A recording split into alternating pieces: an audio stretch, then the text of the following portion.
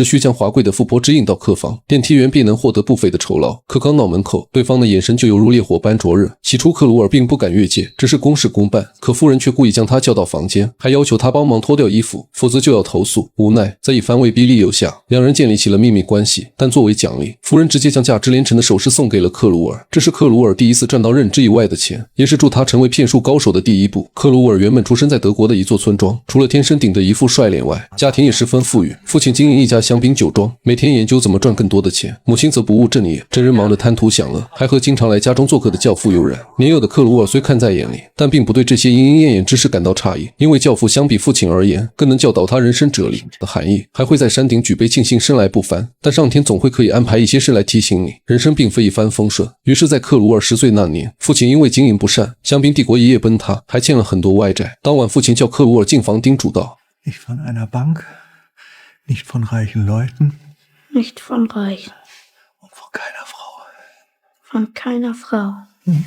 当时的克鲁尔并不知道这几句话意味着什么，直到隔天看到父亲自尽的模样，才知道是对方的遗言。自此，他从人人羡慕的中产阶级直接滑落为致贫阶级，随母亲与教父隐居乡下。之后，母亲便开了个小饭店营生，克鲁尔只能睡在又脏又小的厨房。鼻子的贫穷是一切苦难的根源，于是他下定决心，一定要重新恢复家族荣光。好在教父认识巴黎大酒店的工作人员，可以帮克鲁尔写推荐信。就这样，他只身一人来到巴黎，在用最后的路费买了身西装后，克鲁尔邂逅了他的一生挚爱安娜。于是，恢复家族荣光的计划只能搁浅。他与安娜共同生活，但很快新的问题接踵而至。为了不被强制服兵役，克鲁尔想到了装病，但看着被揭穿的下场，他只能灵机一动，扮作狂热的安掷地有声的发言。所有人都被克鲁尔的身世唬住，只能以精神失常为由拒绝了他的入伍。就这样，克鲁尔再次逃过一劫。自此以后，他与安娜越来越珍惜在一起的日子，但安娜并没有让爱情冲昏了头脑，两人都没有固定的收入来源，窘迫的生活也是必会将人的灵魂抽干。于是他决定放任克鲁尔前往巴黎。虽然不是分手，但离别的伤感却无比真实。而克鲁尔望着安娜离去时的背影，他在心中暗自发誓，势必要谋划一场惊天骗局，让女郎过上挥金如土的贵妇生活。于是他来到了巴黎大酒店，旋转门不断吐出裹着香水味的风，令克鲁尔心潮澎湃。在望着酒店里络绎不绝的名门望族，他隐约觉得自己能在这片土地上大展拳脚，但现实却给了他一个重重的耳光。他被分到像猪圈一样的群居宿舍，行李刚放下就被领班敲打。此时的克鲁尔还没意识到这个世界没有公平可言，于是次日他就将领班勒索自己的事情告诉了经理，但经理和领班同流合污，当场就给了他一个下马威，警告如果还有下次，就让他卷铺盖走人。克鲁尔只能尴尬一笑，随后反手举报到总经理那里。但没想到的是，对方竟也劝他要遵守规则。在意识到这个社会毫无公平可言后，克鲁尔决定放下身段，而很快凭借出众的样貌，他被欧普夫人看上。起初他并不敢过火，但在一番威逼利诱下，克鲁尔妥协了，并得到了丰厚的报酬。而晚上领班搜身时，克鲁尔交出了首饰，领班要求他拿到古董店卖掉，但无论多少他都要筹走400，克鲁尔只能答应。可当去了典当行后，价格却被压到了200。克鲁尔瞬间意识到这几个人都是一伙的，他拿了胸针转身就走。老板提醒他，如果今天走出了这扇门，整个巴黎城没人会收他的货。克鲁尔思考一番后，答应了老板的条件，但也留下了一句话： Sie lassen die Möglichkeit außer Acht, dass diese Brosche und dieser Ring nicht der 100.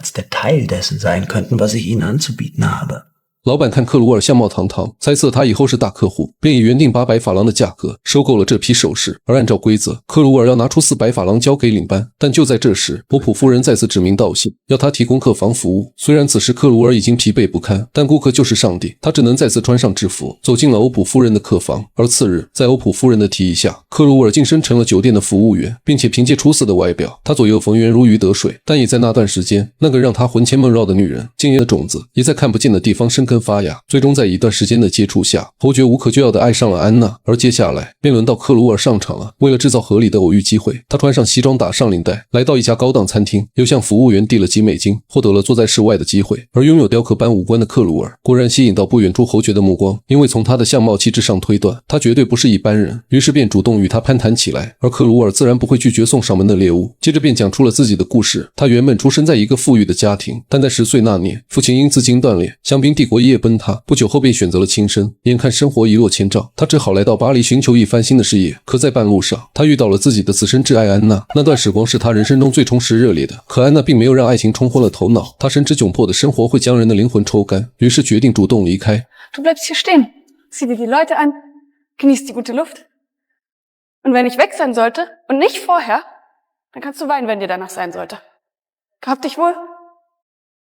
一段肝肠寸断的爱情故事让侯爵动容不已，因为他此刻也正遭遇着人生危机。自己侯爵的身份跟女友莎莎并非门当户对，父亲棒打鸳鸯，逼迫他立刻分手，否则将拿不到一分财产。所以他今晚和莎莎约在这家餐馆来诉说相思之苦，但殊不知他口中的莎莎正是克鲁沃尔的爱人。而此时安娜正在远处观看两人的谈话，突然一个男人贴近她，开出了3法郎的价格。安娜深知如果不好好把握侯爵的话，自己天天都会遭到骚扰。爱情对于贫穷的人只是奢侈品，纵使自己对克鲁沃尔痴心绝对，也换不来一顿可口的餐食。因为自从安娜来到巴黎后，克鲁沃尔便分身乏术，白天要处理酒店里的事务，晚上便穿梭在安娜和欧普夫人之间，并趁欧普夫人熟睡时偷走首饰卖给典当行，以此来换取一笔不菲的收入，然后又用这笔钱来支付安娜的日常开销。而白天两人则会装出陌路一般，只有在目光交汇之处，才能碰撞出独属于他们俩的情愫。而看着自己心爱的女人挽着别的男人的手时，克鲁沃尔虽装作毫不在意，可滚动的喉结还是出卖了他。他极力想维持住这种不正常的关系，但随着时间的推移，安娜的心态已经发生了变化。她开始不满足每天逢场作戏的人生，现在的她只求一个稳定，并且安娜已经假戏真做，在与侯爵的相处中渐渐萌生了爱意。更重要的是和侯爵在一起，她会感到莫名的安心。安娜曾不止一次跟克鲁沃尔说过，自己想回归正常生活，哪怕开个小店，一家人团团圆圆的就好。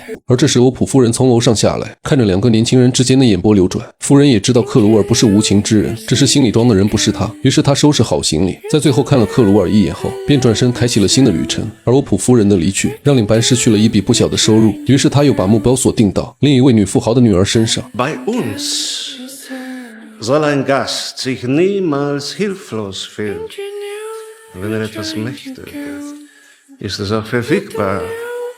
Die Frage ist immer der Preis, aber nicht das Ob. Die Verfügbarkeit ist gegeben. 女孩懂了，果不其然，这天夜晚，小女孩以呼叫客房服务为由，创造了一个和克鲁沃尔独处的机会。可不料这次视财如命的克鲁沃尔并没有接受，女孩有些恼羞成怒，刚准备投诉他，克鲁沃尔便打断道：“等1年后，他回国继承父亲的财产和莎莎成婚，再给克鲁沃尔2万法郎作为报酬。这样一来，两人的目的都能达到。”这次，克鲁沃尔通过自己精心编织的谎言，成功诱导侯爵，完成了这出瞒天过海的好戏。而第二天，当克鲁沃尔和莎莎在火车上碰面时，他再也控制不了情绪，一把将莎莎拥吻在怀中，直到侯爵匆匆上车后，两人才依依不舍放开对方。克鲁沃尔将这些年偷来的财物都给了莎莎，足以保证他们半年内衣食无忧，而侯爵则带来了他所有的身份证件和资源。随后列车一路向北，转眼就到了下车的地方。而情人的离别总是伤感，但最终他还是如同自尽的父亲般抛弃了克鲁沃尔。克鲁沃尔忍住心中的酸楚，目送他们离去，但最终还是无法抑制的痛哭起来。一位教授见他情绪不佳，便来找克鲁沃尔聊天，两人宛如忘年交般畅聊到深夜。教授告诉克鲁沃尔，生命短暂才会萌生爱意，永恒则会滋生虚无。人生不只有爱情这一个选项，生命的意义在于体验生命，挖掘自己的精神世界。能伴随自己走完一生的人，只有自己。在一番交心过后，克鲁沃尔暂时摆脱了忧伤。教授提出邀请，希望能请克鲁沃尔去家中坐坐。但正当他们玩得不亦乐乎时，邮差将一封信件递到克鲁沃尔的手中，而这封信竟是国王寄来的，对方要召见侯爵路易斯。克鲁沃尔瞬间吓一大跳，国王肯定是见过侯爵的，如果他贸然前往，无异于送死。随即便找了个借口，刚想要跑路时，却被教授女儿堵个正着。也许是克鲁沃尔的外貌太过惊艳，他已经被其深深吸引。尽管克鲁沃尔极力解释身份，教授女儿还是抱住了他，恍惚间他似乎看见了莎莎。Ich hab's dir versprochen, ich werde nicht aus der Rolle fallen. 最终克鲁沃尔决定要将侯爵的角色饰演到底，但国王一眼就看出克鲁沃尔是个赝品，本想招呼卫兵将其拿下，但克鲁沃尔想到了一句话 Die Menschen verzeihen alles, Marquis, wenn man ihnen nur gefällt. 克鲁沃尔再次扬帆起航，但关于莎莎，克鲁沃尔依旧爱着，可他深知贫穷会让爱情凋谢，所以他选择一别两宽，互不打扰。有些感情注定是要慢慢回味的，转瞬即逝的爱意才会让人铭记一生。恍惚间，记忆中自尽的父亲正举着杯为现在的儿子骄傲，克鲁沃尔也举起杯回敬，但这次不是庆祝自己生来显赫，而是不论顺风还是逆境，苦乐同饮。至此，全篇结束，再细致的解说也无法比拟原著。我是小吴聊电影，期待与你的每一次相遇。